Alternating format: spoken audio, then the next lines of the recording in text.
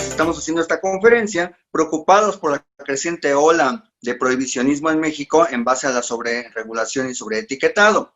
México Libertario es un esfuerzo, es una organización no gubernamental preocupada por llevar a las personas las ideas libertarias y liberales. En este esfuerzo buscamos la manera de que haya personas, voces, incluso voces que no sean con ideas afines a nosotros, que también den sus puntos de vista, ya que de eso se nutre también las ideas de libertad. El día de hoy vamos a escuchar las ideas de nuestros conferencistas, de nuestros ponentes, en bloques de 15 minutos. Vamos a permitir la palabra a Federico Fernández. Te saludo bastante, me da mucho gusto verte, me da mucho gusto volver a coincidir contigo después de Colombia. Y bueno, Federico Fernández fue el que me introdujo en Somos Innovación y en este gran esfuerzo que están haciendo para combatir este sobreetiquetado y esta sobreregulación. Federico, activa tu micrófono y vamos contigo. Gracias, Osvaldo. Muchísimas gracias. ¿Se me escucha bien? Perfecto. Perfecto. Bueno, voy a ser muy breve, así le dejamos la palabra a nuestros magníficos oradores, pero quería decir dos cositas en nombre de Somos Innovación. Primero, agradecerle muchísimo a Víctor, a Osvaldo y a cada uno de los miembros de México Libertario por haber organizado este evento. Somos Innovación es una red que, como indica nuestro nombre, trata de defender la creatividad humana y la innovación en toda América Latina. Estamos presentes en casi todos los países de la región y en México, por supuesto, muy bien representados por México Libertario, pero también estamos con muy fuerte presencia en Argentina, Brasil, Chile, Colombia, Perú, Panamá, Costa Rica, Bolivia, Paraguay. Estamos haciendo un esfuerzo grande y queremos que la red esté con pie fuerte en cada uno de los países de la región, porque nos parece que la innovación es muy importante, es, un vehículo que tenemos para mejorar nuestras vidas y por sobre todo para involucrarnos en la resolución de problemas. Eso es lo que es la innovación en última instancia. Es cómo intentamos resolver problemas con, nuevas ideas, nuevos modelos de negocios, nuevos productos, etcétera, etcétera. La pandemia para Somos Innovación, tiene un gusto muy agridulce, muy agrio sobre todo. Teníamos planeado hacer un lanzamiento regional que iba a incluir a México. De hecho, íbamos a empezar por México. A fines de marzo y principios de abril íbamos a hacer todo un lanzamiento regional. Todo eso, lamentablemente, Roberto muy amablemente, recuerdo que iba a ser parte de ese primer evento que lamentablemente quedó frustrado por la pandemia. Pero bueno, seguimos activos a través de cada uno de nuestros miembros en los países, haciendo este tipo de eventos por ahora, esperando quizás a fin de año, sé que es difícil, pero bueno, seamos optimistas, quizás poder hacer algo presencial, al menos en los países que teníamos originalmente pensado hacer eventos.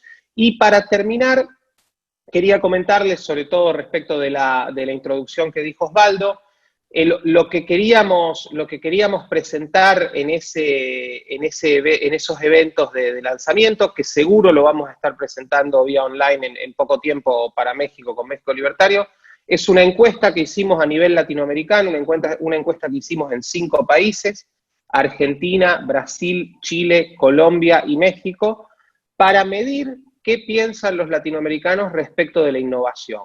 Hasta donde tengo entendido es un estudio pionero, porque creo, y por favor estoy abierto a ser corregido, creo que nunca se hizo un estudio de esa escala y de esa magnitud. Fue una encuesta, científicamente realizada, de opinión internacional en 5 países, y los resultados son extremadamente positivos y alentadores.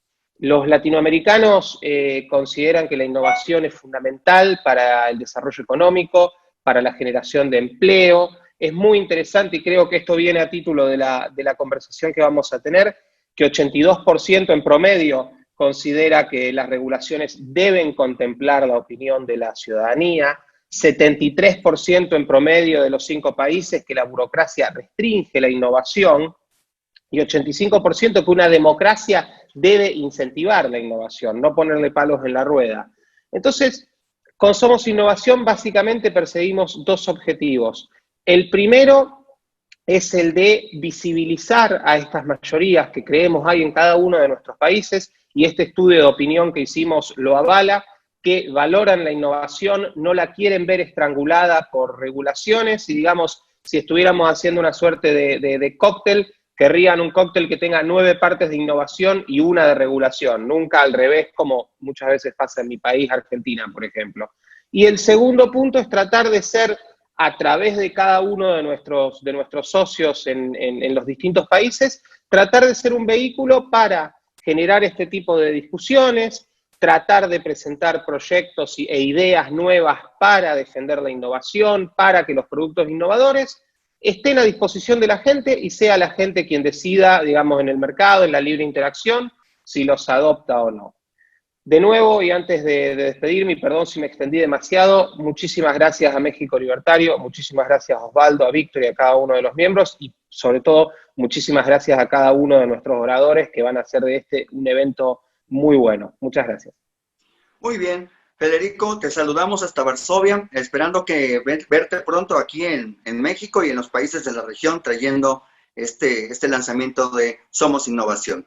Te agradecemos mucho tus palabras, esperemos que te puedas quedar hasta el final. Si no es así, bueno, nos despedimos de una vez, pero ya sabemos que estamos siempre en contacto. Te agradecemos mucho toda esta iniciativa y Somos Innovación. Vamos a continuar en este momento, vamos a cederle la palabra en el orden en el que me los han dado, con el maestro Bernardo Altamirano, quien nos dará una imagen general sobre el problema de la sobreregulación con las empresas y sobre todo saber si sirve una mayor regulación hacia los consumidores. El maestro Bernardo Altamirano, como ya lo dijo Víctor, ha sido Procurador Federal del Consumidor y es autor de varios libros. En este momento, maestro, nos gustaría que nos diera su punto de vista acerca de esta sobreregulación que se está viendo en el mercado. Maestro, ¿nos escucha?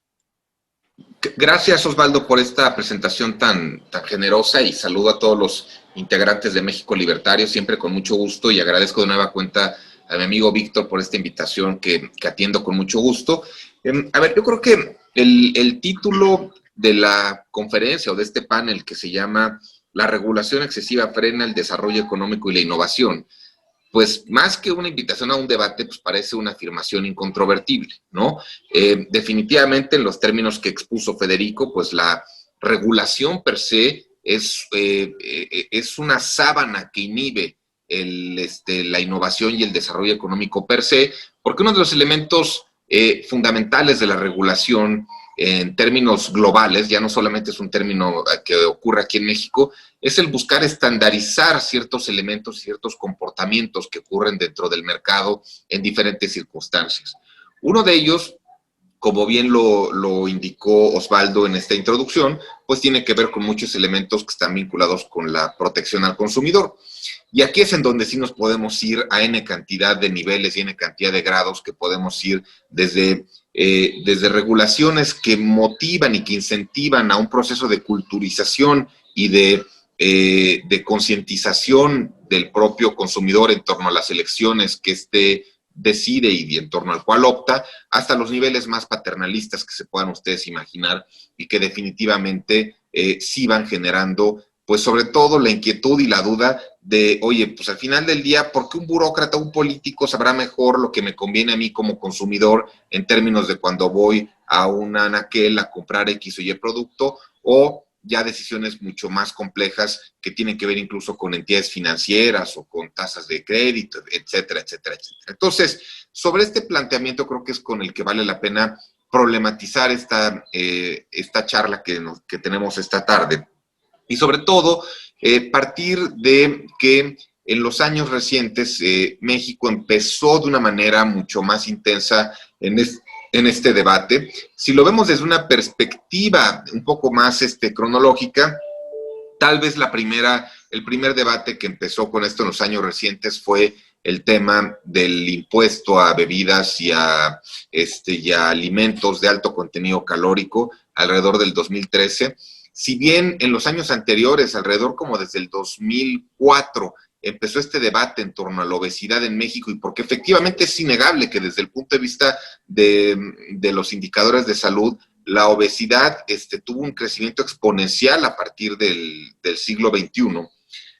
Pero en los primeros años de la primera década del siglo XXI, se trató de hacer un esfuerzo enfocado a involucrar a los agentes industriales y comerciales a que fueran parte de la solución mediante medidas de autorregulación y de autocontención respecto de cómo estaban comercializando y sobre todo produciendo ciertos productos de alimentos y bebidas. Esto fue avanzando a principios de la segunda década, y a partir del 2013 es cuando encontramos que pues los legisladores y los tomadores de decisiones gubernamentales resolvieron que no era suficiente y empezaron a tomar medidas regulatorias mucho más complejas y mucho más paternalistas. La primera y la más obvia pues fue el tema fiscal, que como todos ustedes lo saben, pues implicó el generar un impuesto a este tipo de productos de alimentos y bebidas.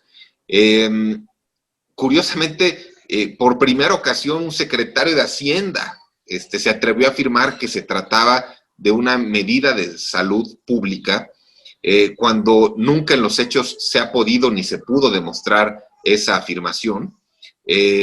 Simplemente hay que recordar que estos recursos pues, pasan al erario público, pero no tienen un objetivo de naturaleza de tratamientos sanitarios para las personas que se encuentran en condiciones de diabetes o alguna otra enfermedad relacionada con el consumo de este tipo de productos. Por el otro lado, también se estableció una serie de medidas regulatorias en cuanto a la publicidad que se da en medios de comunicación masivos respecto de contenidos calóricos altos de alimentos y bebidas para infantes, lo cual también fue un tema sumamente controvertido, ¿no? Porque pues mucha gente, incluyendo a tu servidor, pues dice, oye, ¿sabes qué? Es que pues yo soy el responsable de la educación de mis hijos y de tanto ellos dependan de mí, pues yo contribuyo a esa educación, pero al mismo tiempo ahí creo que ahí se puede generar un debate más equilibrado, porque pues uno podría decir, oye, al Estado sí le corresponde eventualmente el tutelar y acompañar en la información y en la educación a esos menores, sí o no. Entonces creo que ahí hay un debate que puede ser más atractivo en comparación con el que pudiera ser exclusivamente el de los adultos, que pues parece ser que es más vertical y lineal el tal vez concluir que uno puede tomar la decisión que le corresponda, ¿no? Entonces, en este contexto, en el 2013 empezó este debate mucho más áspero sobre los estados paternalistas en México, los fat taxes, la policía del azúcar y bla, bla, bla, bla, bla, muchos de estos temas que se vinculan con ciertos productos de consumo.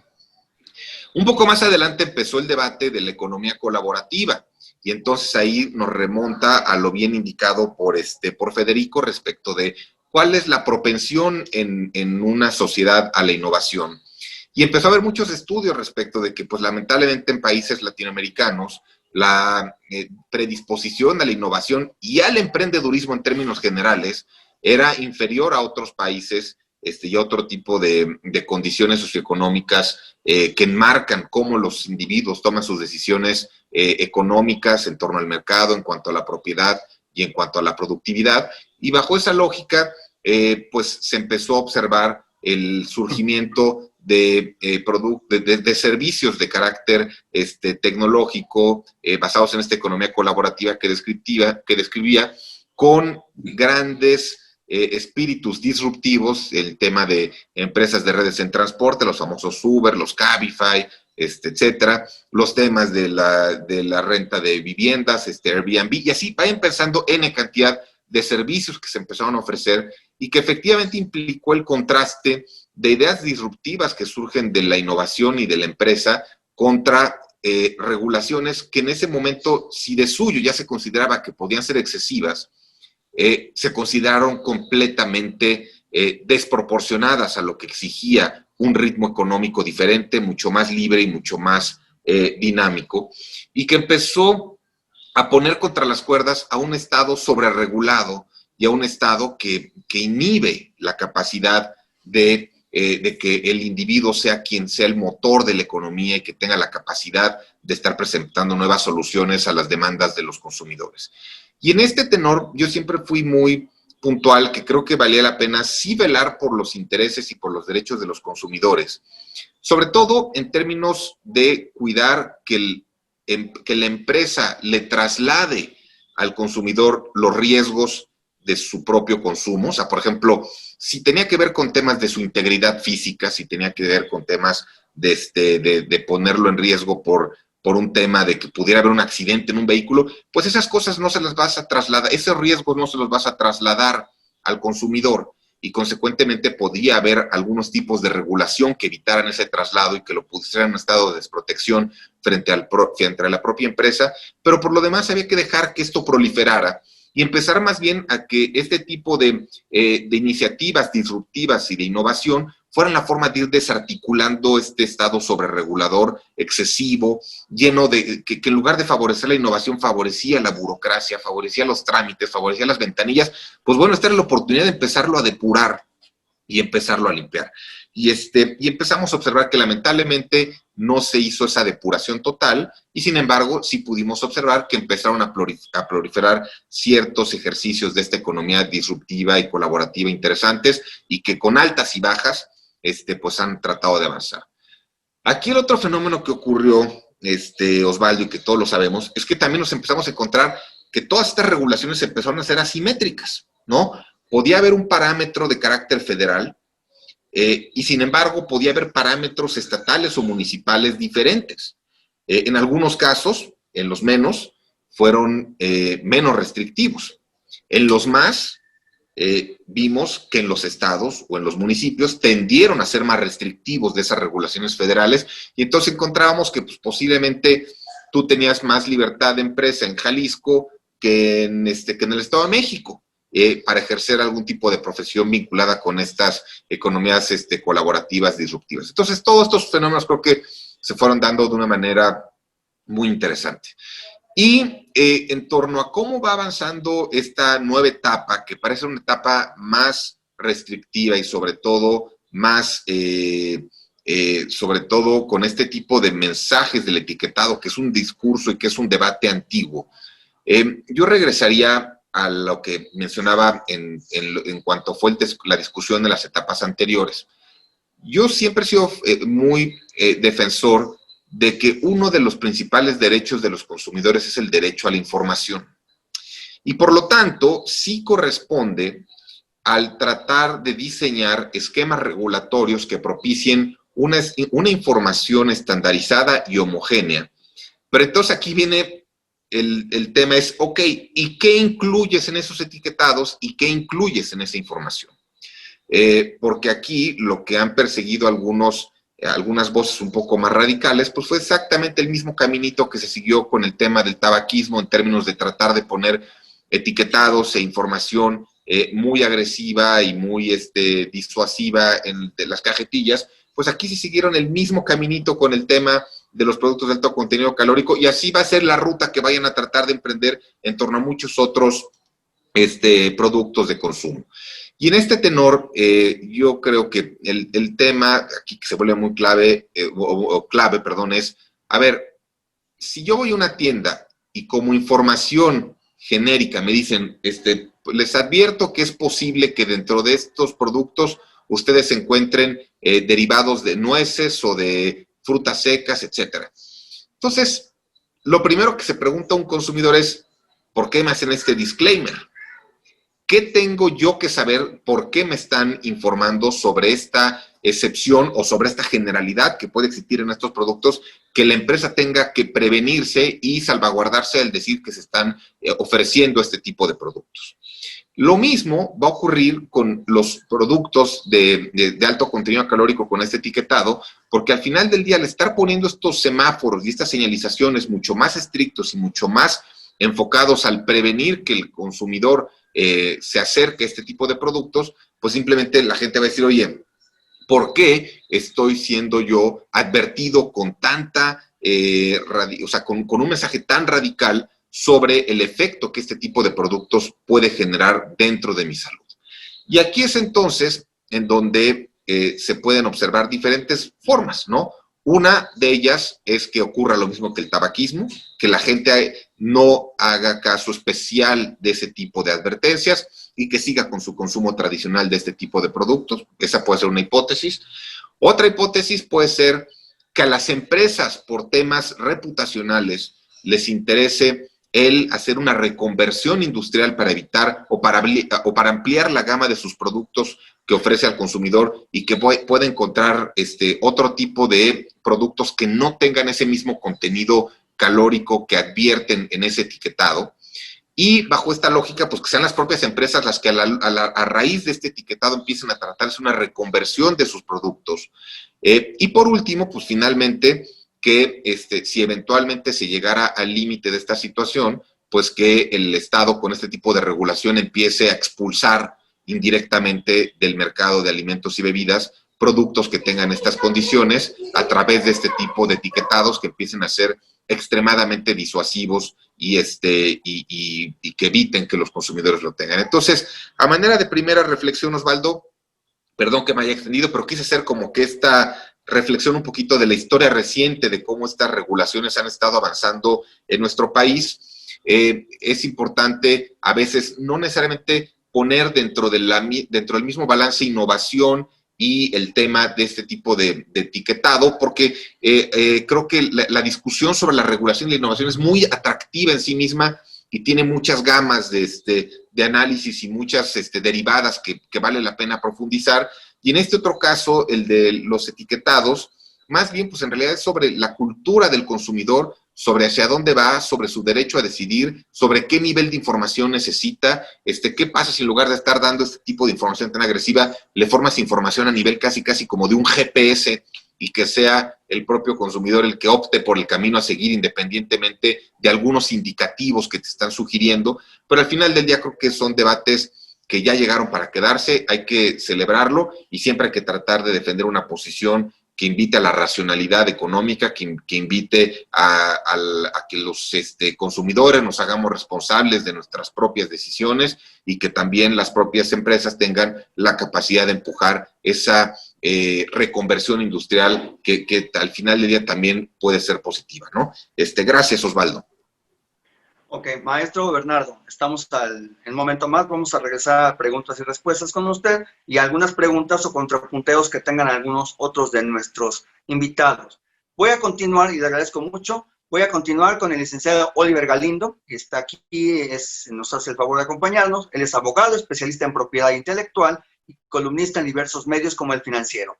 Él nos hablará de la sobreregulación en temas de etiquetado y consumo de alimentos y su real impacto en el bienestar de los consumidores. Aquí presente, Osvaldo. Sí, gracias por la presentación. Pues agradezco mucho la invitación de México Libertario.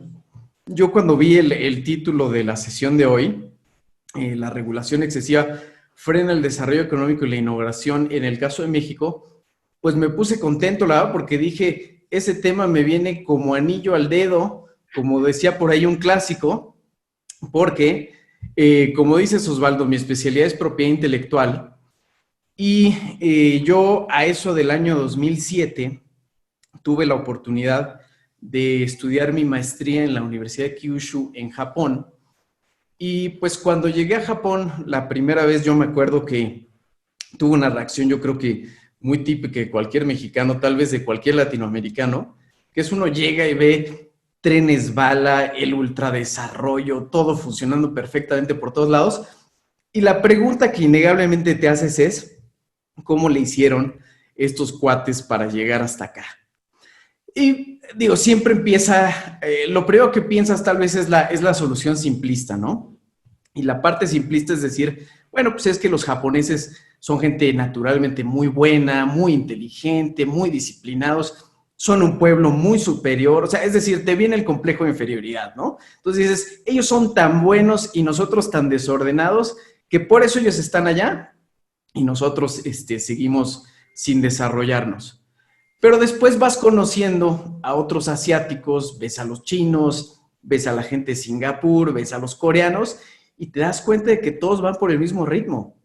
Yo tuve también de niño, practiqué taekwondo en México, mi maestro era coreano y recuerdo que ellos eran coreanos que habían salido huyendo de la Corea de la posguerra, una Corea paupérrima y en situaciones muy difíciles.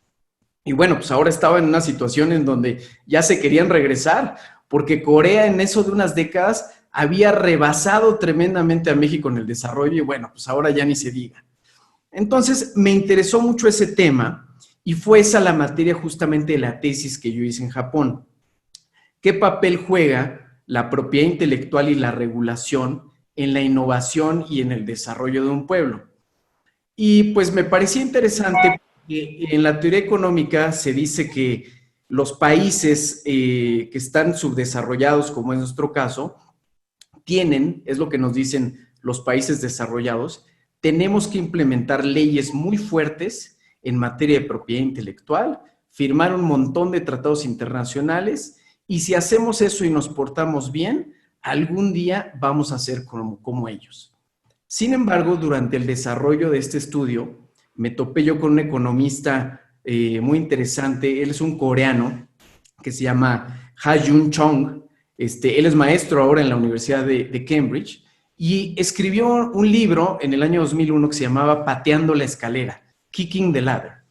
Y lo que él decía es, cuestionaba él esas enseñanzas que están dando los países desarrollados, porque dice, los países desarrollados vienen a China, por ejemplo, o a Corea y te dicen, tienes que poner todas estas leyes de propiedad intelectual si quieres prosperar.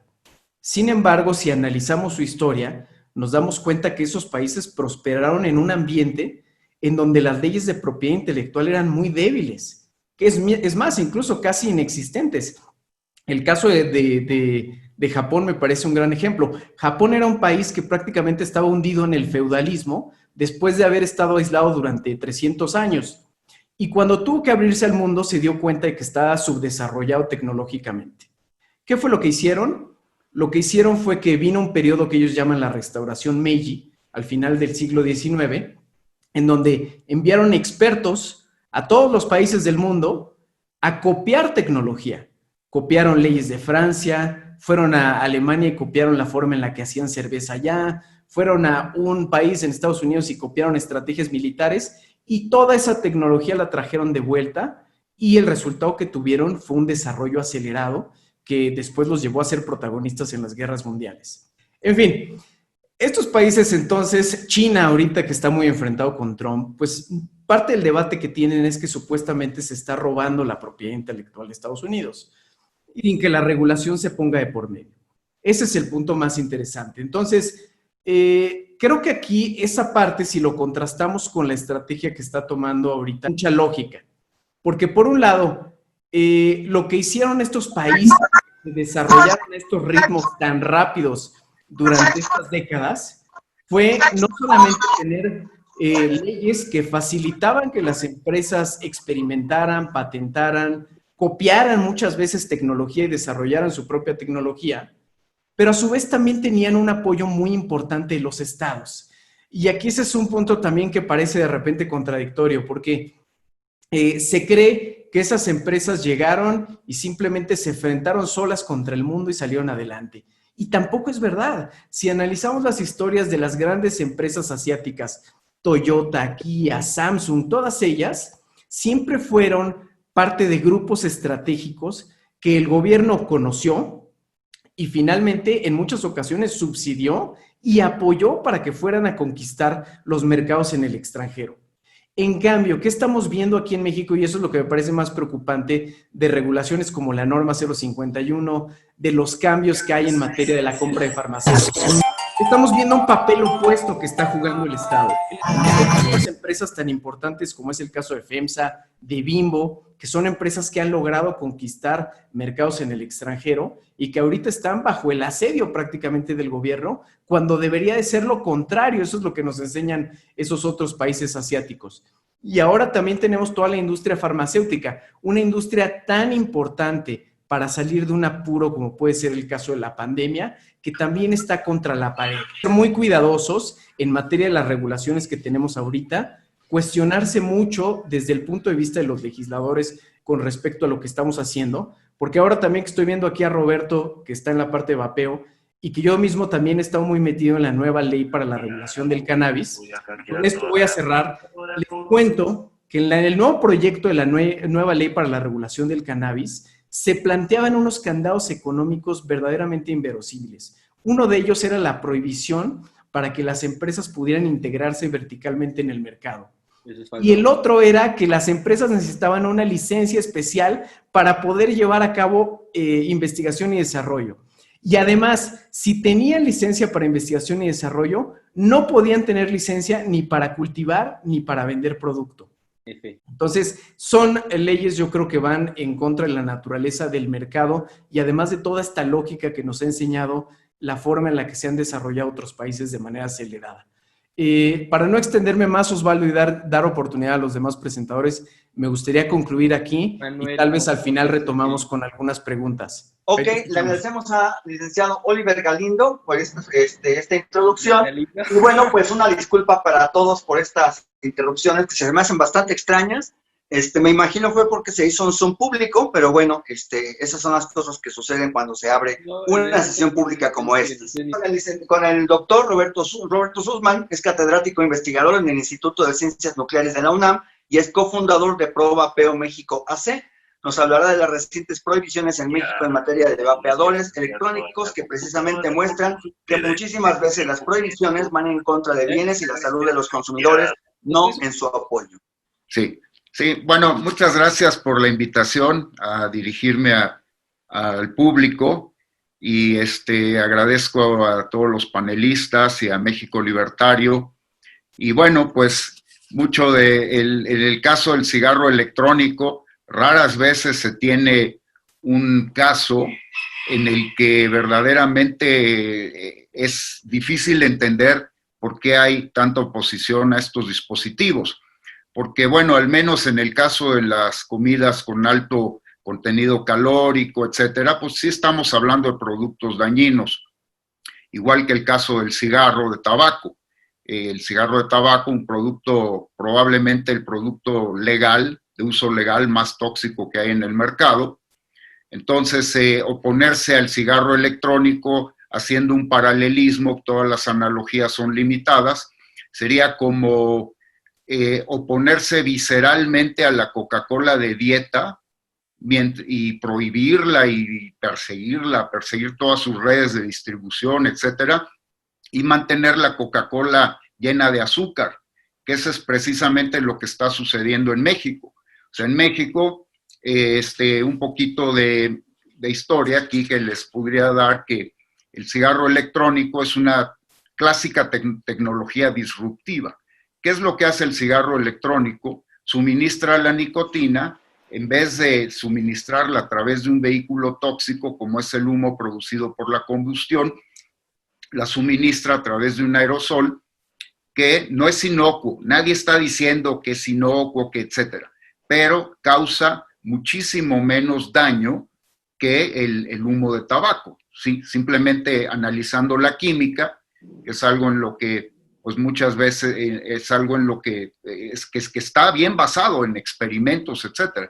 Se puede ver que el contenido de toxinas, de compuestos carcinogénicos que tiene este aerosol es muchísimo menor, pero órdenes de magnitud menos del que tiene el humo de tabaco. Al fumar, estamos metiendo en nuestro organismo una cantidad de basura tóxica tremenda, ¿no? Y mientras que en la persona que utiliza el cigarro electrónico, pues sí está inhalando compuestos tóxicos, pero en concentraciones absolutamente residuales. Eso resuelve un gran problema, es una tecnología que resuelve un problema. Dejar de fumar es muy difícil. Eso cualquiera que ustedes hablen con fumadores, y así como se mencionó antes, están las cajetillas con bebés nadando nadando en colillas y hígados destripados, pulmones rotos, etcétera. El fumador ignora esto. El fumador sigue fumando. Entonces, aquí la cuestión, el éxito que tiene este producto es porque somos conscientes que el fumador está causándose daño a la salud. Es un daño que se manifiesta a largo plazo, pero es indudable, la evidencia científica no miente. Hay un daño al fumar. Entonces, lo que se le está diciendo al fumador es, si tanto trabajo te cuesta, mira, te ofrecemos un producto, ¿sí? Se ofrece un producto que le permite al fumador mantener los rituales de fumar, ¿sí? Y causándose muchísimo menos daño, ¿sí? Ahora, muchos de los alegatos es de que el vapeo, que es el uso del electrónico, es un producto que introducen las grandes compañías tabacaleras para seguir la adicción a la nicotina, lo cual es falso. Las compañías, de hecho, como tecnología disruptiva, esto compite directamente con el cigarro y es muy disruptivo para las mismas compañías tabacaleras. Ahora, las compañías tabacaleras se dieron cuenta de eso y ya los están empezando a fabricar, pero no dominan el mercado. Esencialmente, esta es una tecnología disruptiva que surge de los consumidores en el año 2008-2009, ¿sí? Y la mayoría del mercado está dominado todavía por empresas pequeñas y medianas emergentes. Claro, es un mercado volátil, es un mercado que se está generando todavía, pero no es una conspiración de las industrias tabacaleras, ¿sí? Y ahora, viene la pregunta, bueno, entonces, ¿por qué hay tanta oposición a este producto? Y aquí lo primero que quiero decir es que esta oposición no está generalizada. En América Latina tendemos a ver a los Estados Unidos, donde en Estados Unidos sí hay una oposición muy fuerte al cigarro electrónico. Pero, por ejemplo, vayamos a Inglaterra, al Reino Unido. En el Reino Unido, el uso recreativo, no medicinal, el uso recreativo del cigarro electrónico es parte de la política oficial del gobierno británico, cuyo sistema de salud es de los mejores del mundo. De hecho, nuestro presidente, Andrés Manuel López Obrador, varias veces ha señalado que el sistema de salud pública que tiene el Reino Unido es uno de los ejemplos que México debería de seguir. Es un sistema de salud pública muchísimo mejor que el de Estados Unidos. Y la gente en México no sabe que en Inglaterra el uso del cigarro electrónico está apoyado por el gobierno, por el Ministerio de la Salud, ¿sí? Y entonces, bueno, que eso es lo primero, no es una oposición generalizada. Ahora, ¿por qué hay toda esta oposición? Pues es la oposición a la que se enfrenta cualquier tecnología novedosa que resuelve un problema, ¿sí? Afecta muchos intereses, por ejemplo, afecta, como mencioné, los intereses de las tabacaleras y también afecta los intereses de la industria farmacéutica porque compite con sus productos para dejar de fumar. Pero no todo se reduce a intereses financieros, etcétera. Hay también aquí una cuestión de que el cigarro electrónico es muy disruptivo para una burocracia médica que lleva 40 años combatiendo el tabaquismo con ciertos métodos, ¿sí? Para ellos, y de hecho si hay un grano de razón, si hay razón en eso, es una gran cruzada a nivel global para combatir un hábito que es el tabaquismo que causa muchas muertes. Ellos llevan años y años y años haciéndolo de una manera. De repente surge un producto que ellos no generaron, ellos no crearon, no es un medicamento y que resulta ser mucho más eficiente y mucho más atractivo para el fumador.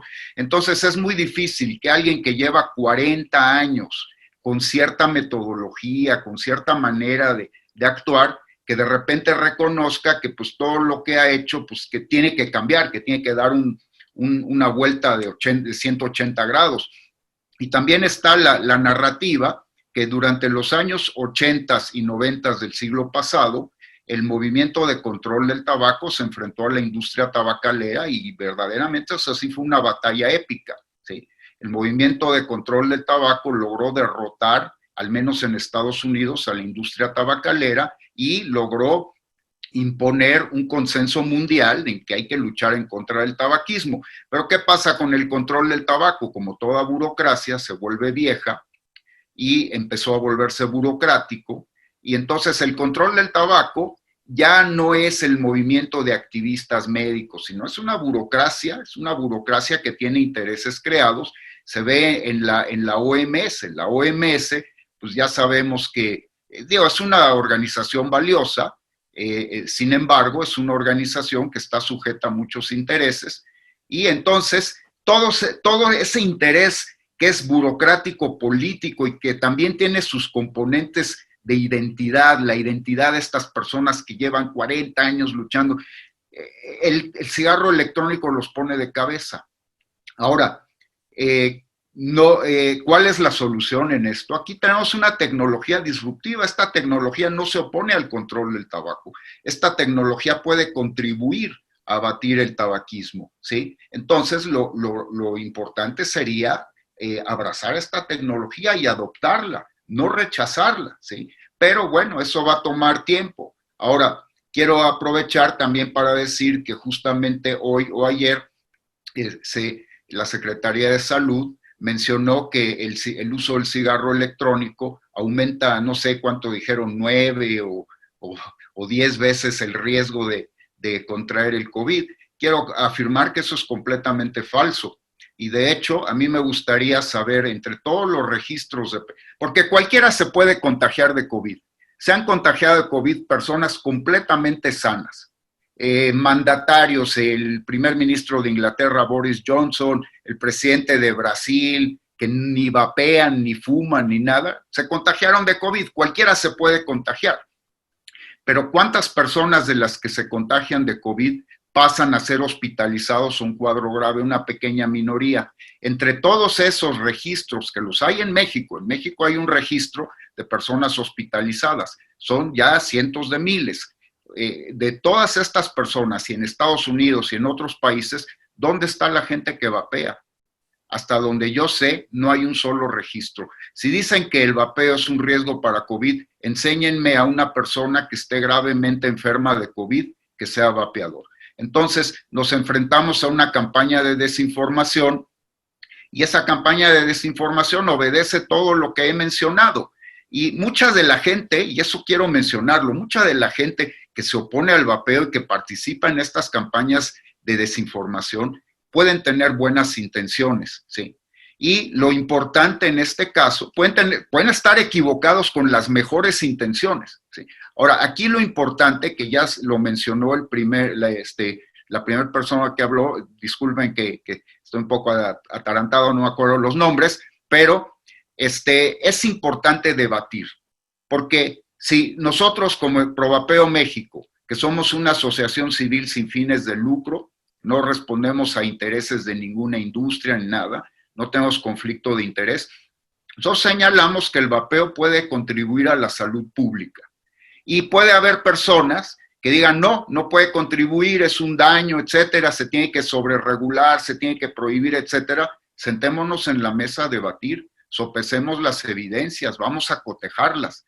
Desgraciadamente, la Secretaría de Salud en México se ha negado al debate. El día 19 de febrero, que fue exactamente el día en el que se impuso este decreto presidencial que prohíbe la importación de estos dispositivos y de sus partes, justamente la Secretaría de Educación se negó a acudir a un foro en la Cámara de Diputados, ¿sí? Por razones completamente espurias. Y eso es lo que nosotros queremos obligar de todas las formas posibles, presionar de todas las formas posibles para que se sienten en la mesa a debatir. La regulación es complicada, tiene muchos detalles, afecta a muchas personas, hay que debatir. Negarse al debate no es aceptable. Y bueno, pues eso, muchas gracias estas son básicamente las ideas que yo quería mencionar. Tecnología disruptiva, afecta intereses, afecta identidades, pero es una tecnología que tiene un gran potencial de ayuda a la salud pública. Y también, ya para concluir, es un producto de consumo. No es un medicamento para dejar de fumar, es un producto de consumo, de uso adulto. No estamos inventando el hilo negro. Están las bebidas alcohólicas. También no queremos que los jóvenes o los menores de edad tomen vodka, tomen whisky, pero no por eso vamos a prohibírselo a los adultos. Hay que hacer una regulación adecuada. Y aquí lo mismo, este es un producto de uso exclusivo para adultos, ¿sí? Y no podemos utilizar la cuestión de que, ¿y qué tal si los menores de edad lo usan? Hay que impedirlo, pero no podemos utilizar esta preocupación legítima para prohibirle el uso a los adultos. Muchas gracias. Doctor Roberto, bueno, un momento más, me imagino que va a haber, yo tengo preguntas sobre el vapeo a nivel prohibicionista y espero que nos pueda hacerle unas preguntas. Voy a continuar en este momento con un conocido de México Libertario, ya ha asistido a conversatorios, nos ha hecho el favor de estar y de honrarnos con su presencia, el maestro Manuel Molano, economista, articulista en diversos medios, investigador en el Instituto Mexicano de la Competitividad, IMCO, quien para cerrar nos hablará del estado general de los problemas burocráticos y las restricciones respecto a la innovación empresarial que plantea la excesiva intervención del Estado. Doctor, ¿cómo está? Me da mucho gusto volver a saludarlo. Hola Osvaldo, hola colegas, muy interesante conversación. Yo no pienso tomarme demasiado tiempo. Estoy bastante preocupado con el tema del etiquetado frontal, porque el etiquetado frontal destruye información privada que también tiene valor para el consumidor. Si bien, digamos, me podrían decir, no, bueno, pues una caricatura de un gansito no tiene valor para el consumidor, yo creo que sí, yo creo que en realidad lo que está pasando ahí es que esa marca se está distinguiendo de otra marca de pastelillos donde los consumidores pues pueden seleccionar por calidad, cantidad, precio, etcétera, cuál es el que quieren, ¿no? Entonces, en el momento en que obligas a todo lo que supuestamente tiene riesgos a la salud, a tener una etiqueta negra que nada más tiene una leyenda y que esa leyenda está estandarizada, pues creo que le estamos quitando la posibilidad al consumidor de diferenciar entre productos y eso pues va a acabar con la innovación en esa rama de producto, ¿no? Ahora, sí creo que no le estamos dejando nada a la elección individual en estos temas, porque, digamos, realmente creo que muchas cosas hacen daño, ¿no? O sea, hiperventilar hace daño, ¿no? Si uno está en un lugar con demasiado aire limpio y uno decide que quiere poner más de aire limpio del que necesitan los pulmones y empieza uno a respirar rápido, hay una posibilidad de que te desmayes, hay una posibilidad de que esto tenga un efecto en tu salud. Entonces, creo que el Estado está tomando una posición paternalista, está tomando una posición en donde está tratando a la gente como menores de edad, como bien lo comentó Roberto, como bien lo comentó Bernardo. Y bueno, obviamente, pues a los menores de edad probablemente tendríamos que encontrarles algún método de orientación, pero ese método de orientación también tiene que estar en manos de sus padres. Yo creo que hasta donde yo me acuerdo, en la familia y en el ámbito privado de la familia, pues había muchas cosas que podíamos hacer con nuestros hijos y que nos permitían o les permitían a ellos una serie de aprendizajes de mercado, ¿no? Por ejemplo, yo sí preferiría que la primera cerveza que se tome uno de mis hijos se la tome conmigo y no se la tome con alguien más que no le dé las explicaciones correctas de cuál es la dosis para no abusar del producto y a qué velocidad tienes que tomarla y cómo tienes que hacerlo. Entonces sí creo que el Estado está interfiriendo de más. Y la pregunta que yo me hago aquí es, pues no tanto por qué como consumidores no reaccionamos, y eso pues tiene muchas respuestas. Bernardo es algo a lo que ha dedicado buena parte de su vida profesional, a organizarnos a los consumidores mexicanos para que nos quejemos, para que protestemos, para que no nos dejemos que hagan con nosotros lo que se les dé la gana. Pero por otro lado, pues también no puedo entender por qué las empresas que son afectadas por este tipo de cosas no son mucho más vocales y no ponen una posición mucho más férrea al Estado por este tipo de intromisión. Y quizás eso me lleva a pensar que la razón es que nuestro Estado de Derecho es tan frágil y nuestras reglas son tan complicadas y tan enredadas que siempre el Estado puede chantajearnos de alguna forma, siempre puede decir que tenemos una cuenta fiscal pendiente y siempre puede encontrarnos algún pecado en nuestro pasado que puede manchar nuestra reputación y siempre puede hacer cosas que obliguen aún a los intereses fácticos más poderosos a plegarse a su voluntad.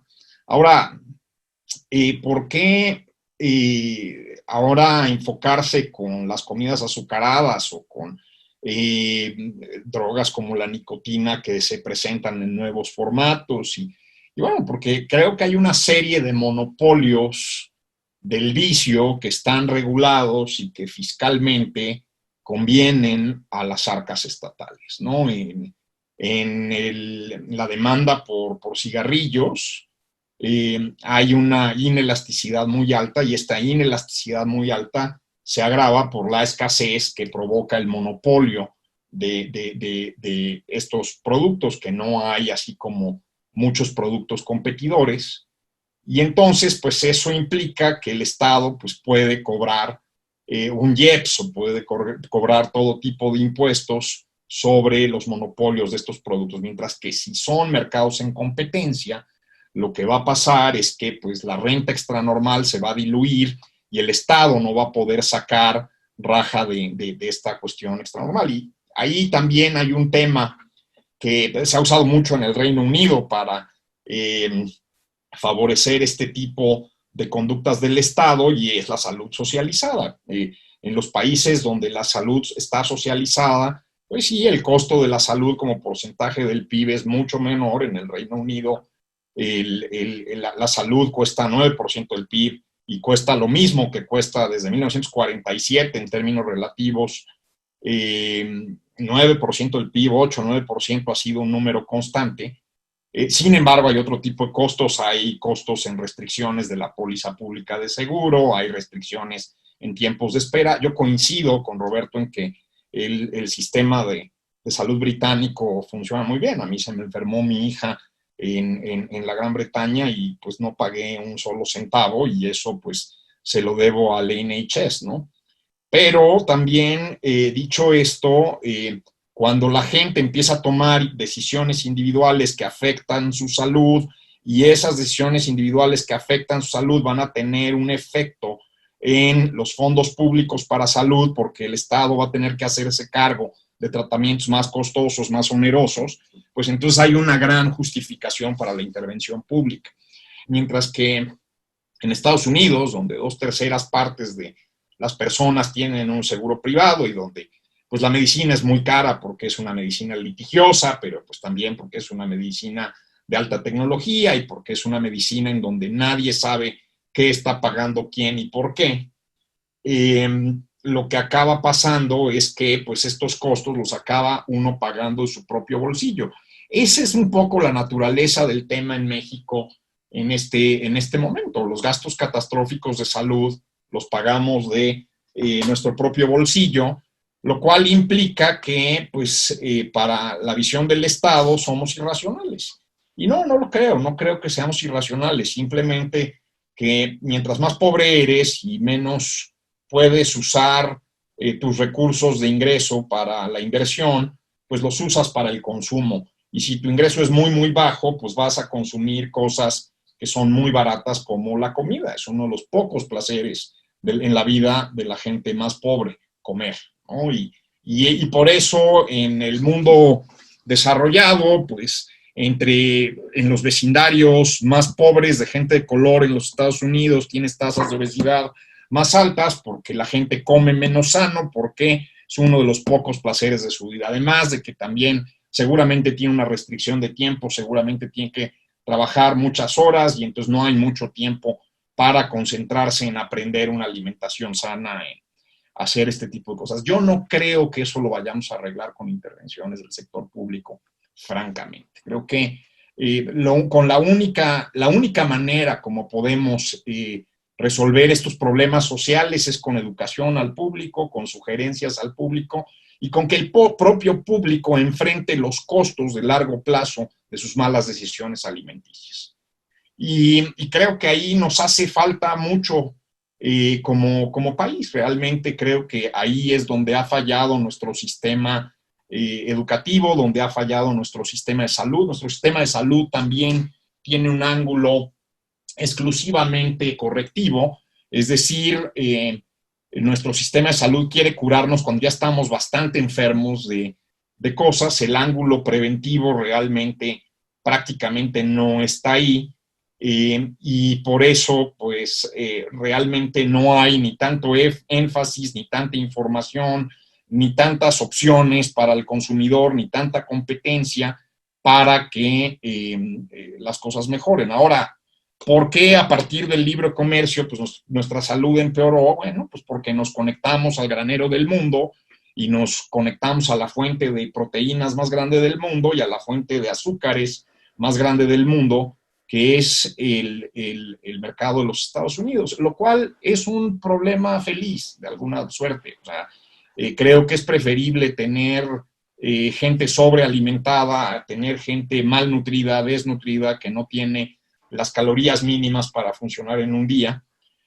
Pero también, pues todo esto es resultado de una gran distorsión que hay en la agricultura de los Estados Unidos y del mundo avanzado, y que México intenta emular y que no emulamos con tanto éxito en términos financieros y comerciales del campo, pero sí lo emulamos con mucho éxito en todas las consecuencias negativas, y es todos los subsidios a la agricultura, porque pues en algún momento en la planeación central de los Estados Unidos de los años 40 y 50 a alguien se le ocurrió que la comida tenía que ser barata y que no había ninguna otra manera de hacerlo, ¿no? Entonces, quizás si corregimos muchos de estos precios relativos, si corregimos muchos de los precios relativos de la tierra alrededor de estas cosas, quizás si las autoridades de competencia en los países tienen también dientes y posibilidades para meterse con los monopolios públicos, porque pues en realidad el sector público es socio de los monopolios de alcohol y tabaco en casi todo el mundo,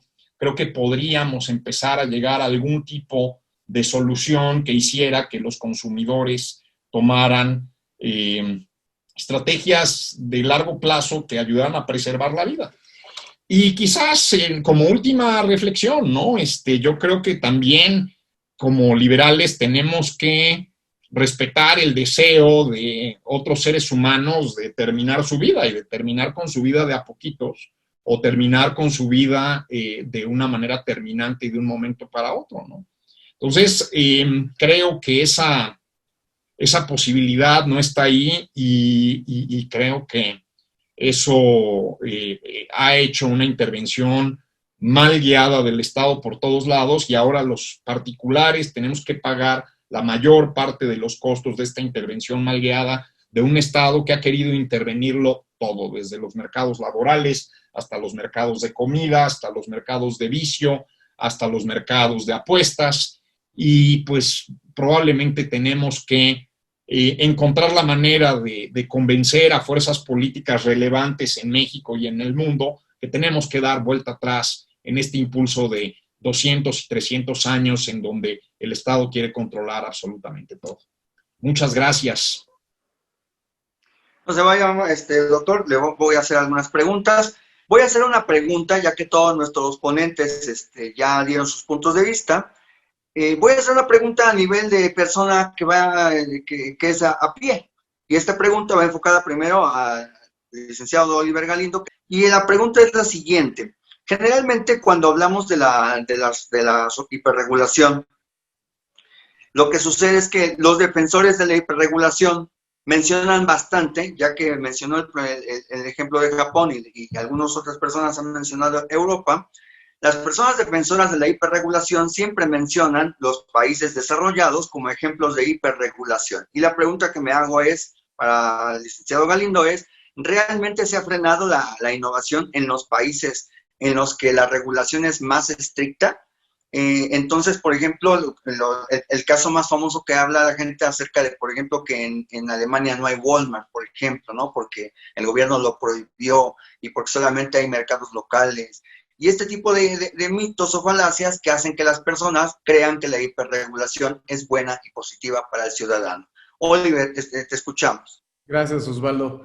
Pues mira, no creo que en Japón y en Europa haya una hiperregulación en esta materia, y los ejemplos son muy claros. El país número 1 en consumo per cápita de chocolates en el mundo es Suiza. En Suiza no existen los sellos de advertencia y por supuesto están muy lejos de tomar medidas de prohibicionismo como las que estamos tomando en México. Sin embargo, los suizos son en promedio uno de los ciudadanos más esbeltos de toda Europa.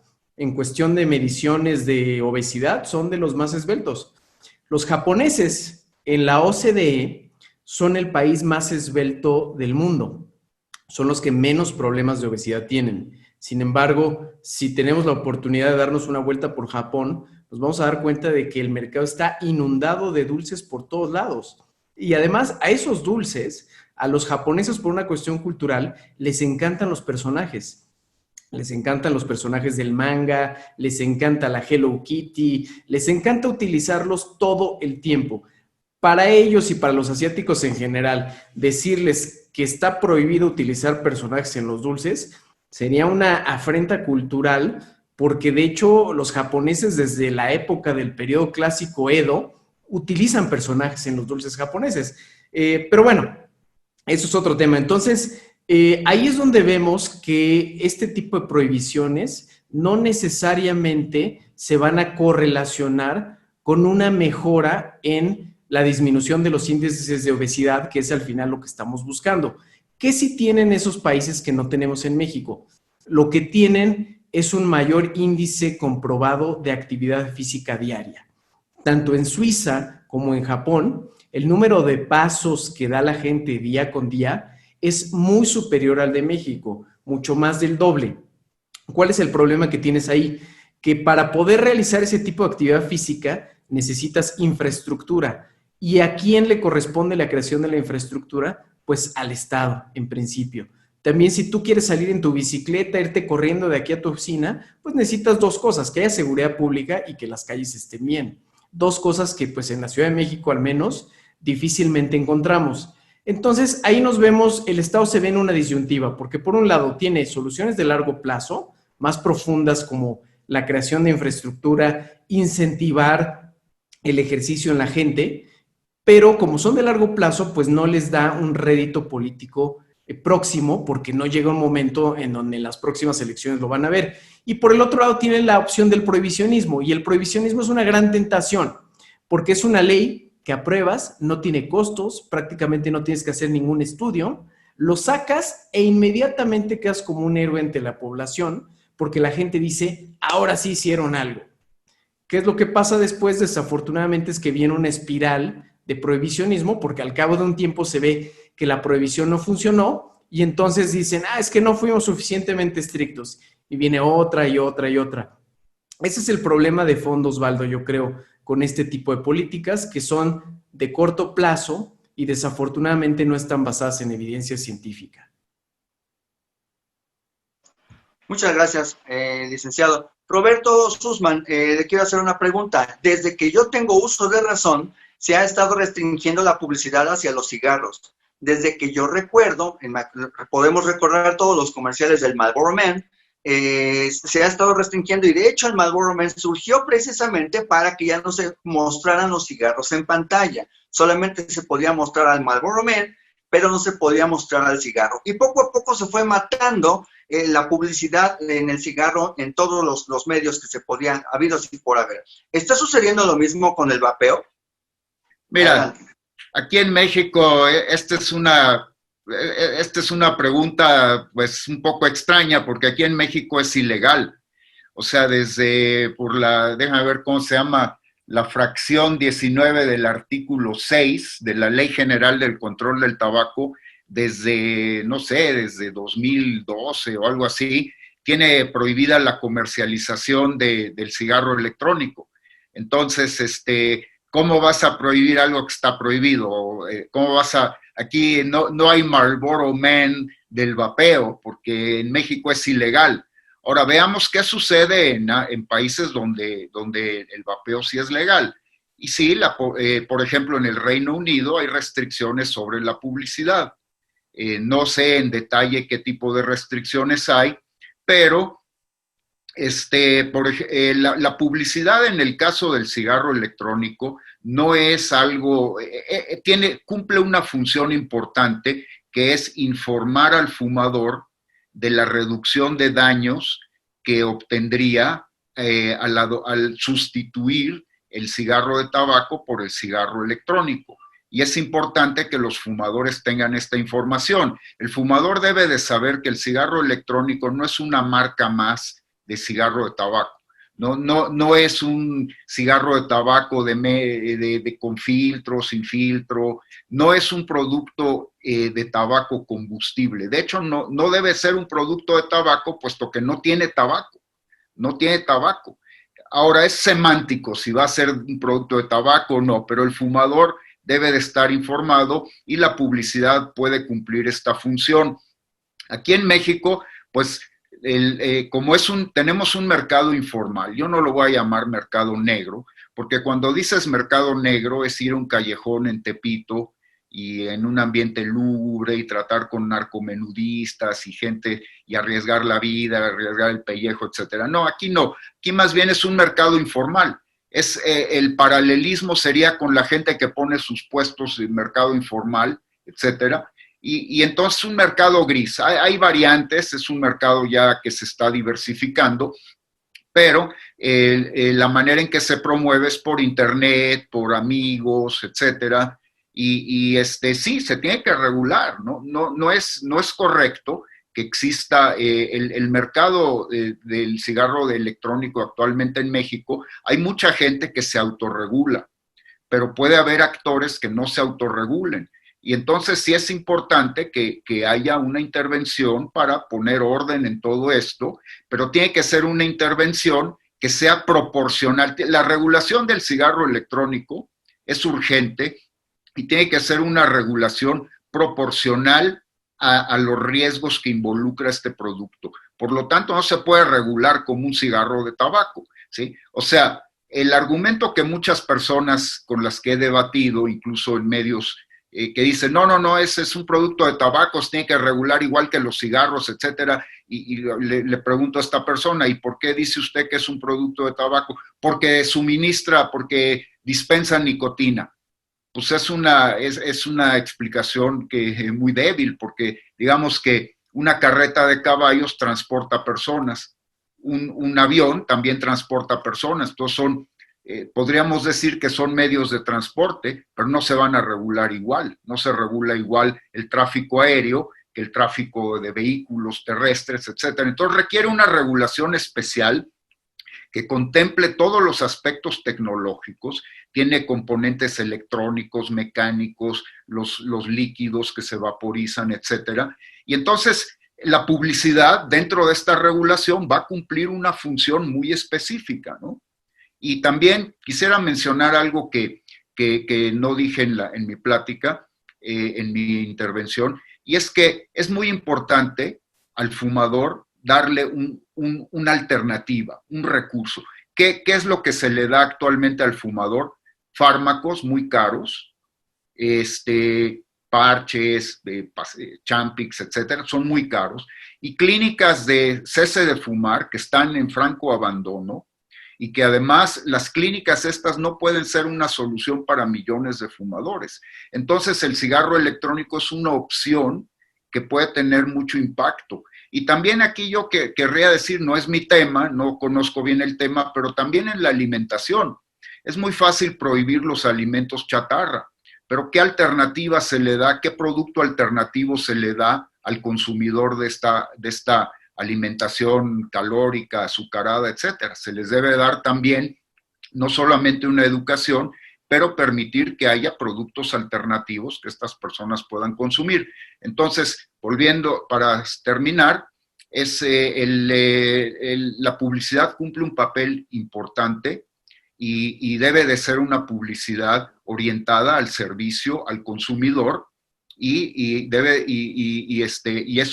es urgente que haya regulación. El decreto está manteniendo, calculamos que hay como 1,5 millones de consumidores de estos productos. La prohibición los deja completamente desamparados, ¿sí? Entonces, simplemente por atender a todos estos consumidores. Ahora, ¿qué van a hacer estos consumidores? Pues algunos van a volver a fumar.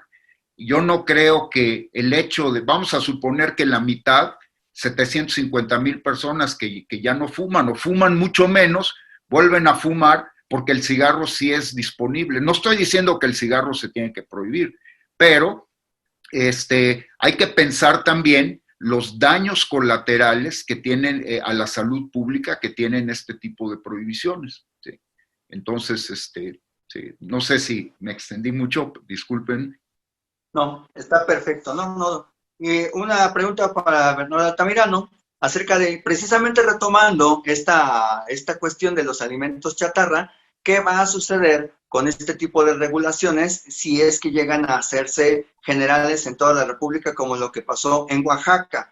Ya sabemos que el etiquetado ya está cada vez más agresivo, ya se quitaron las mascotas de las cajas, ya se están prohibiendo alimentos chatarras, bueno, chatarras en la extensión de la palabra, y este tipo de hiperregulación, ¿cómo acabará afectando la economía de las familias mexicanas y sobre todo pues el bienestar de estas familias? Bernardo, te escuchamos. Mira, Osvaldo, el primer tema que va a ser evidente, pues se va a crear un mercado negro brutal. O sea, ¿cómo vas a impedir el tránsito de ese tipo de productos de consumo legales en el país, para que en una localidad alguien esté impedido para llegar con su maletita, incluso dentro de una escuela? O sea, por eso es lo que es absurdo, y que pues un padre se ponga a vender ese tipo de productos. Es la parte que genera muchos riesgos, porque los mercados negros, como ustedes lo saben, pues ya lleva muchos otro tipo de problemas concatenados. Uno que me viene a la mente de manera inmediata, pues es que va a permitir que incluso se pueda proliferar en productos y en marcas falsificadas, ¿no? Entonces, eso evidentemente va aunado de un menor control de la calidad de estos productos, porque ya no hay un esquema de regulación sanitaria equilibrado que permite identificar sobre la inocuidad de esos productos. Entonces, creo que son muchos temas que van de la mano. El siguiente aspecto es, y bueno, ¿y entonces qué va a pasar? ¿Quién va a ser la autoridad encargada, como se dice, del enforcement o de la aplicación coercitiva de la ley? ¿Va a ser el policía de la esquina? ¿Va a ser una autoridad económica local específica? ¿Va a ser una autoridad sanitaria? ¿Cómo lo va a hacer y de qué herramientas va a disponer? Ya están debidamente capacitados, ya están con las medidas adecuadas para poder identificar cómo van a clausurar o no un establecimiento por esta lógica. Y sin tener que profundizar en esto, porque son medidas que en el corto plazo creo que van a demostrar su ineficacia y su impacto perverso. Ahora que mencionaste el caso de Oaxaca, Osvaldo, recuerden que Oaxaca ya no me acuerdo, o sea, creo que fue hace más de 20 años, fue de los pocos lugares en el país que se prohibió que abrieran un McDonald's en la zona del centro. Y vamos, yo que soy un turista empedernido de Oaxaca, pues de repente vas en el mismo centro y en esa misma zona te encuentras un restaurante que sea de pizza, otro que te ofrecen hamburguesas que no se llaman McDonald's, y así, otro pollo tipo frito, tipo, ¿cómo se llama? Tipo Kentucky, sin que se llame Kentucky. O sea, ¿qué es lo que estás prohibiendo? ¿La diversidad gastronómica o específicamente el uso de ese tipo de marcas globales que expulsan o que disuaden supuestamente otro tipo de consumos tradicionales? Entonces, ese tipo de medidas acaban siendo muy de muy bajo impacto y sobre todo de una eficiencia y eficacia muy limitada. Y yo creo que en realidad hacia donde tenemos que ir, en este tema en especial, en el que preguntaste, Osvaldo, en el de alimentos, creo que lo que tenemos que seguirle la pista es a lo que han indicado varios y de manera muy específica el buen Manuel. Le tenemos que seguir la pista a la ruta de la evolución industrial y de los alimentos. Eso es lo que en el fondo explica las tendencias de consumo de alimentos en un país. Y si desde hace más de 20 años llevamos abrazando y todos los políticos se han jactado de que han conducido a México a esa modernidad industrial, pues esa modernidad va de la mano con una transformación de alimentos, y esa es la parte que no se ha entendido, y es la parte que no se ha cuantificado. Y bajo esa lógica, creo que es natural que al transformarse los hábitos de las familias mexicanas, de sus hogares, insisto, vean todo lo que voy a decir, todos estos elementos son elementos de los que los políticos luego se levantan el cuello, ¿no? En estos últimos 25 años, ¿cuántos hogares cuentan ya con más refrigeradores y electrodomésticos que les permitan tener otro tipo de hábitos de consumo alimenticio en sus hogares? ¿Cómo ha transformado la oferta de este tipo de productos alimenticios en supermercados? ¿Cuántos tienen que comer comida rápida? Porque además aquí hay otro factor gravísimo, ya mencionaban ahí uno de los temas importantes en términos de esta transformación industrial, pero a ver, pues en los años 70, 75 no había agua potable, había más camiones de Coca-Cola que distribución de agua potable en el país. El otro tema que aquí va también de la mano es, oye, y además, ¿cuánta gente tiene que disponer de más de 4 horas de su tiempo en cada jornada para ir y regresar a su lugar de trabajo? Ahorita con lo del home office es menos, pero todo esto ha estado transformando los hábitos y los patrones en las familias y en los hogares mexicanos, y es lo que nos ha llevado a una nueva necesidad de alimentos, y eso es lo que hay que entender, y si no entendemos eso, estamos regulando a ciegas, y estamos llevando a un camino perverso que va a afectar todos estos patrones de consumo en nuestro país. Perdón que me haya extendido, Osvaldo. No, perfecto. Bueno, muchas gracias, Bernardo. Y por último, a Manuel Molano le quiero preguntar, de acuerdo a esta tendencia que tiene nuestro gobierno, ¿qué crees que es lo que sigue por prohibir o hiperregular? ¿Cuál es la tendencia y, desgraciadamente, cuál es tu pronóstico? Manuel, te escuchamos. Mira, no lo sé. El otro día estaba yo leyendo que en los principados alemanes, al final del medievo y principios del siglo de las luces, pues era común que se le prohibiera a la gente pobre traer buena ropa. ¿Por qué? Porque se suponía que, pues, si estás pagando una buena ropa, pues no estás cumpliendo con tus contribuciones con el señor feudal, ¿no? No podías hacer una boda vistosa si eras relativamente pobre, estabas sancionado, incluso te podían colgar o podía significar una sentencia de prisión el que una persona relativamente pobre hiciera una buena boda, ¿no? Porque esto pues presuponía que no estaba cumpliendo con sus obligaciones fiscales. Yo creo que tenemos que entender que la parte de los impuestos también ha evolucionado hacia un monopolio. Y la parte de los impuestos ha evolucionado a un monopolio que ha dejado afuera a muchos tax farmers que antes eran relevantes para el desarrollo, ¿no? Este señor feudal que luego se convierte a lo mejor en un noble de una región más amplia y que eventualmente se convierte en un príncipe o un rey de un conjunto de nobles más grandes y que luego por los procesos democráticos pues se convierten en distintos distritos donde los mandatarios son temporales y son de elección popular, pero donde pues realmente toman muchas de las funciones que tenían estos tlatoanis o estos gobernantes locales. Sin embargo, a lo que nos hemos movido, sobre todo en México, es que el tax farmer sea uno y que el que cobra impuestos sea uno, ¿no? Y entonces creo que ahí nos estamos metiendo en camisa de 11 varas porque ese tax farmer no puede saber cuál es el impuesto óptimo para una multitud de regiones, ¿no? De hecho, no existe ese impuesto óptimo. Probablemente el impuesto que tendríamos que tener en lugares como Oaxaca tendría que ser un impuesto completamente distinto al que tenemos en un lugar como Nuevo León, porque si yo pongo los impuestos de Nuevo León en Oaxaca, que es lo que hacemos en México, básicamente estoy inhibiendo el desarrollo de cierto tipo de industrias en el estado de Oaxaca. ¿A qué me refiero con esto? Bueno, pues la gente no brinca de las tecnologías del siglo VIII a las tecnologías del siglo XXI de un momento a otro.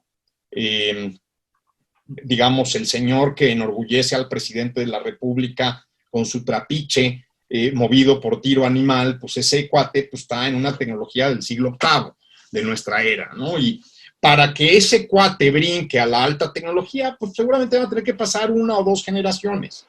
Entonces, quizás sus hijos podrían buscar una chamba en una fábrica de textiles y hubiera tal cosa en su región, y en la siguiente generación, pues alguno de ellos será mecánico de máquinas un poco más complejas que las de textiles, y a la tercera, igual y ya están en la computación y las máquinas de control numérico, pero si este cuate lo único que hace es heredarle el trapiche, el caballo y la tierra a sus hijos, pues ese es un negocio que se queda del mismo tamaño y que cada vez tiene que mantener a más gente, y entonces eventualmente eso no funciona y esas regiones nunca se desarrollan. Y a mí no me extraña que Oaxaca ponga impuestos absurdos, tenga regulación absurda, pues están peleados con el desarrollo, absolutamente peleados con el desarrollo.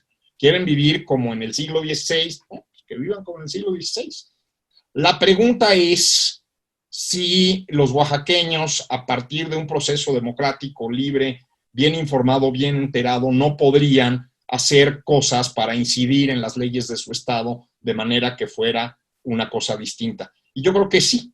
El problema es que pues, a los intereses enquistados en este momento no les interesa eso. Digo, yo creo que, bueno, seguramente los Murat son gente que está muy contenta de que no haya McDonald's en Oaxaca. ¿Por qué? Porque pues, entonces ellos y sus cuates son los que ponen las hamburgueserías, ¿no? Y seguramente les encanta la idea de que no haya cadenas de cines porque ellos son los que ponen los cines, ¿no? Entonces, cuando controlas cómo se producen las leyes y además controlas la mayor parte de los negocios rentables de un estado, pues evidentemente no quieres que haya ningún tipo de legislación progresiva que lleve aquello a mayor competencia o que lleve aquello a un mejor estadio de desarrollo. Entonces, y a nivel federal generamos incentivos igualitos para que lugares como Chiapas sigan siendo fábricas de pobres, porque mientras sigamos dándoles recursos públicos por número de gente pobre, pues van a fabricar más pobres, nos van a entregar cada vez más pobres para que les demos más dinero, ¿no? Entonces, tenemos que corregir ese tipo de incentivos y creo que es un trabajo que también igual nos va a tomar 2 o 3 generaciones, espero que no tanto. Me extendí, perdón. No hay ningún problema. Para todos nuestros demás participantes e incluso los ponentes, si tienen alguna pregunta para nuestros oradores, les agradecería muchísimo si alguno de ustedes tiene algo que agregar. Sí, Eduardo, le podemos dar primero, por favor, le vamos a dar la palabra al doctor Sussman, por favor, y después a Eduardo, por favor. Doctor Sussman, ¿nos puede hacer el favor de su pregunta?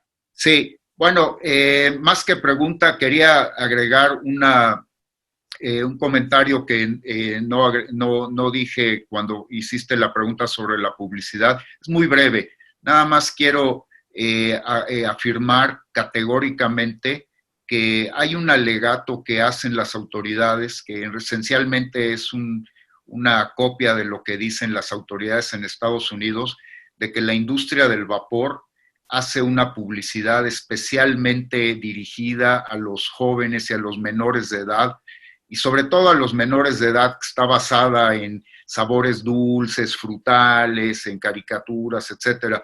Y quiero comentar que eso es completamente falso.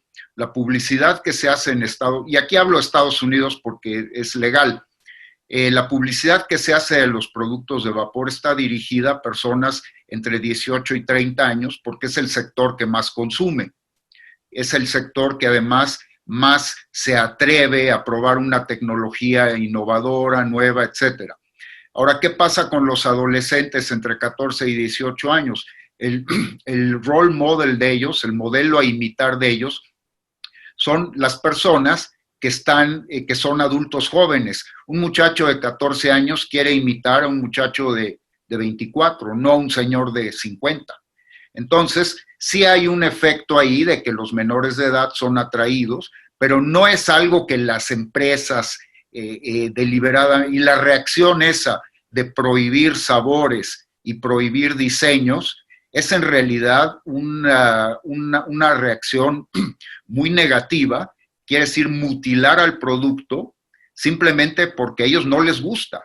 Y la excusa que encuentran es la presencia en los menores de edad. Ahora, aquí en México, yo tengo datos de la ENSANUT, la Encuesta Nacional de Salud y Nutrición, que muestra que de 18,000 adolescentes encuestados, únicamente 15, no 15,000, 15 de 18,000 utilizan al cigarro electrónico diariamente.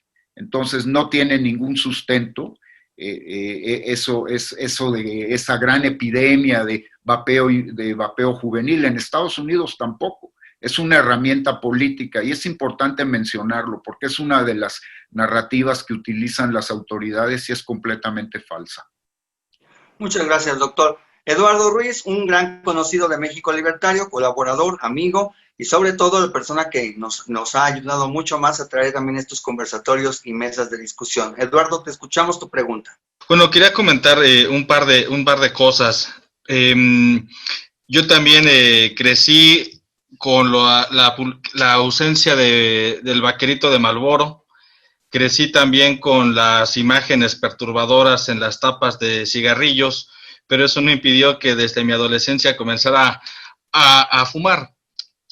Me refiero aquí que se crea un tabú a partir del consumo de cierto tipo de productos y pienso que la prohibición como tal, la prohibición genera un estigma moral. Este estigma moral es una expresión de miedo que se traduce en el miedo a sí mismo, cayendo en la idea de un proteccionismo a partir del Estado.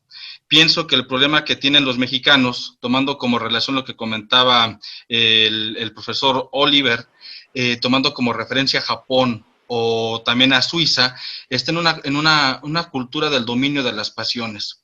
Pienso que los mexicanos o muchos países del tercer mundo, como ya comentaba el profesor que se acaba de ir, no hay una cultura en este sentido. No depende tanto de la prohibición, porque la prohibición crea el estigma y el estigma incita justamente a desafiarlo. Sin embargo, se olvidó el nombre del profesor que se acaba de ir, hablaba de que no somos una sociedad de irracionales. Qué mal que se fue porque la pregunta era hacia él, pero me gustaría si alguien más pudiera en este caso responderla. Si no somos una cultura o no somos irracionales, ¿por qué justamente no tenemos un dominio de nuestras pasiones? Hablando en el caso de México o en el caso de muchos países tercermundistas, porque pareciera que este consumo excesivo, ya sea de azúcar, ya sea de droga, ya sea de cigarro y demás, corresponde a una cuestión individual, no tanto una cuestión de generación a partir de nuestros valores de identidad. Si no somos una cultura de irracionales, yo diría que sí lo somos. La pregunta aquí abierta a quien guste dar algún comentario. Si no somos una cultura de irracionales, entonces no necesitaríamos este tipo de prohibiciones. Si somos una cultura de hombres racionales, entonces tampoco necesitaríamos este tipo de limitantes a nuestro consumo, al consumo de estos productos. Entonces, la pregunta está en ese sentido. Espero que haya sido clara la manera en que la planteé. Si realmente tenemos una necesidad a la prohibición por un estigma moral, si no somos irracionales, entonces no tendríamos por qué caer en este tipo de padecimientos. No sé si es claro, si es claro. ¿Alguno de ustedes quiere contestar? Sí, Oliver, te escuchamos. Adelante. Ahí estoy. Eduardo, pues sí, muy interesante tu pregunta porque esta cuestión del dominio de las pasiones y todo esto pues va justamente al tema de fondo del por qué las prohibiciones o no. Porque el hecho es que una persona que ya tiene una prohibición legal para no consumir un producto, técnicamente ya no tiene la facultad de decidir. Entonces, cuando le quitamos esa facultad de decidir, también al no poder ejercer su libertad, pues es imposible que desarrolle la virtud. Entonces, la virtud, como sabes, Eduardo, que es un hábito operativo bueno, es algo que se obtiene con la práctica y con el ejercicio de la voluntad en el día a día. Entonces, por eso es muy importante que el Estado se concentre en generar buenos hábitos de vida. Eso que sucede en Suiza y en Japón, por ejemplo, como les decía, no es que los japoneses o los suizos sean extraterrestres y superiores a nosotros.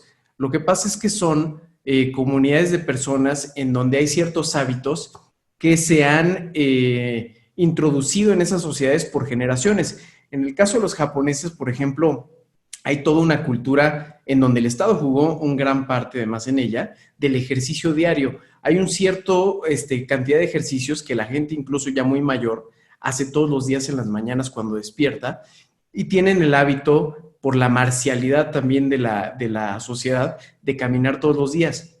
Ese tipo de cosas se pueden incentivar en una sociedad, y cuando una persona está metida en esos hábitos de ejercicio, naturalmente tiene una tendencia a hacer elecciones más saludables en el resto de las cosas que hace en el día a día. Esa es una cuestión psicológicamente demostrada. Por eso es que yo creo que más que enfocarse en las prohibiciones, un Estado responsable debe de enfocarse en incentivar buenos hábitos de vida, porque eso es lo que nos lleva finalmente a la virtud. La prohibición nunca te permite generar virtud.